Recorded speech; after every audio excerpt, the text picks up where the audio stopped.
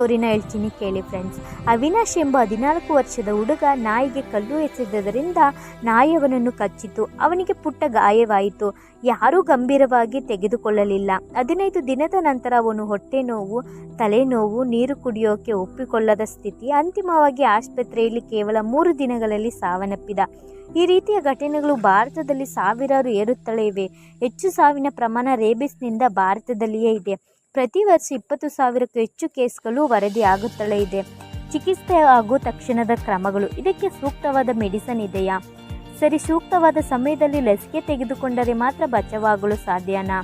ಇಲ್ಲಿದೆ ನೋಡಿ. ಸ್ಟೆಪ್ 1, ಗಾಯವನ್ನು ತಕ್ಷಣವೇ ಸೋಪು ಅಥವಾ ಚಲಿಸುವ ನೀರಿನ ಪೈಪ್ನಲ್ಲಿ ತೊಳೆಯಬೇಕು. ಕನಿಷ್ಠ 15 ನಿಮಿಷಗಳ ಕಾಲ ಇದನ್ನು ವಾಶ್ ಮಾಡಬೇಕು.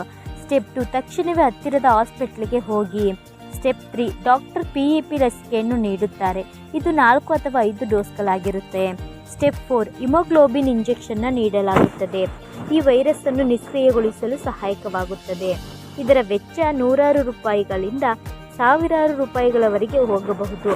ಆದರೆ ಜೀವ ಉಳಿಸುವ ದಾರಿ ಇಲ್ಲಿದೆ. ತಡೆಯುವ ಮಾರ್ಗಗಳು. ಜೀವ ಹೋದ ಮೇಲೆ ಏನು ಮಾಡೋದು? ಇದನ್ನು ತಡೆಯೋದು ನಮ್ಮ ಕೈಯಲ್ಲಿದೆ. ಎಲ್ಲ ನಾಯಿ, ಬೆಕ್ಕು, ಮಂಗಗಳಿಗೆ ನಿಯಮಿತವಾಗಿ ಲಸಿಕೆ ಹಾಕಿಸಿ. ಮನೆಗಳಲ್ಲಿ ಮಕ್ಕಳಿಗೆ ಜಾಣ್ಮೆಯುಳ್ಳ ರೀತಿಯಲ್ಲಿ ಪ್ರಾಣಿಗಳ ಜೊತೆ ಹೇಗೆ ನಡೆದುಕೊಳ್ಳಬೇಕು ಅನ್ನೋದನ್ನು ಕಲಿಸಿ. ಬೀದಿ ನಾಯಿಗಳಿಗೆ ಕಿರುಕುಳ ನೀಡಬೇಡಿ. ಒಡೆಯೋದು, ಓಡಿಸೋದು ಇದನ್ನು ಮಾಡುವ ಬದಲಿಗೆ ಆರೋಗ್ಯ ಸೇವಾ ಇಲಾಖೆಗೆ ಮಾಹಿತಿ ನೀಡಿ. ನಿಮ್ಮ ಹಳ್ಳಿ ಅಥವಾ ವಾರ್ಡ್ನಲ್ಲಿ ಉಚಿತ ಲಸಿಕೆ ಶಿಬಿರ ಇದ್ದರೆ ಹೋಗಿ ಪಾಲ್ಗೊಳ್ಳಿ.